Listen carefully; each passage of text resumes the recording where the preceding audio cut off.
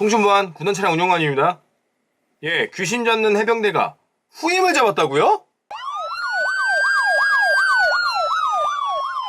안녕하십니까, 군용사이버레카 캡틴 김성호입니다. 반갑습니다.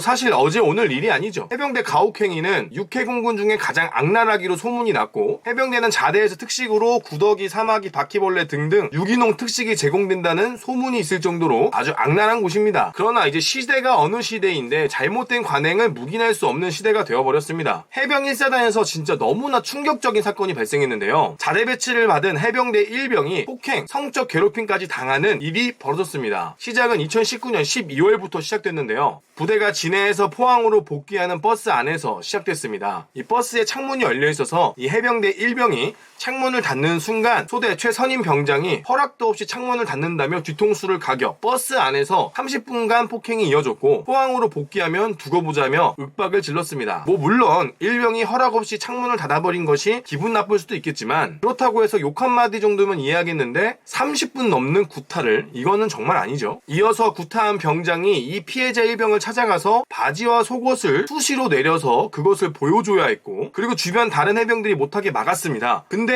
이 소대 선임인 왕고 병장은 멈추지 않았고요. 심지어 자신의 것을 피해자 얼굴에 들이대기도 하고, 자신의 생활관으로 호출해서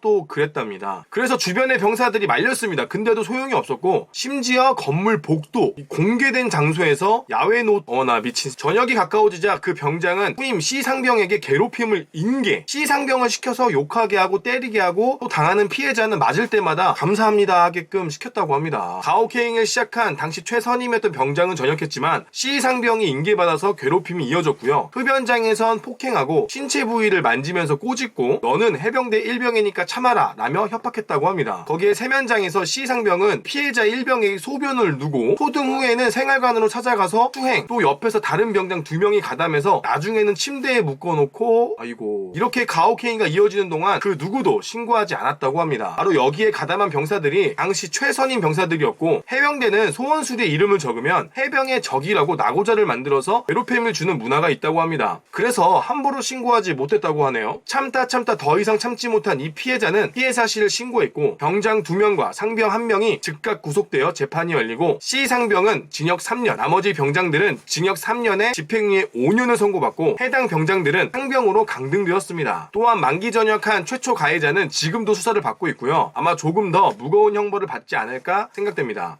근데 이게 만약에 과거의 일이라고 해도 너무 심각한 거 아닌가요? 말귀를 못 알아듣고 임무 수행이 좀 부족해서 혼내고 한두 대 구타 정도는 옛날의 군대라면 이해하겠지만, 이건 과거에도 일어나면 안 되는 정말 심각한 문제가 있는 사건으로 보여집니다. 해병대는 이렇게 사건이 커질 동안 간부들은 무엇을 했는지 조금 궁금해집니다. 우리는 과거에서 정답을 알고 있습니다. 만약에 피해자가 끝까지 참았다면 윤희병이 될 수도 있는 것이고요. 참지 않았다면 임병장이 될 수도 있는 일이었습니다. 혹은 제2의 해병대 빤스런 사건이 발생할 수도 있었습니다. 해병대의 군기가 센 것은 가혹행위로 만들어지는 것이 아닌 고강도의 훈련과 임무를 수행하기 위해 전우회로 똘똘 뭉친 그 모습에서 군기가 나오는 것이 아닐까요? 해병대의 잘못된 병영문화 악습을 어서 하루빨리 뿌리 뽑길 기원하겠습니다. 오늘의 복무 중점, 아프니까 해병이다.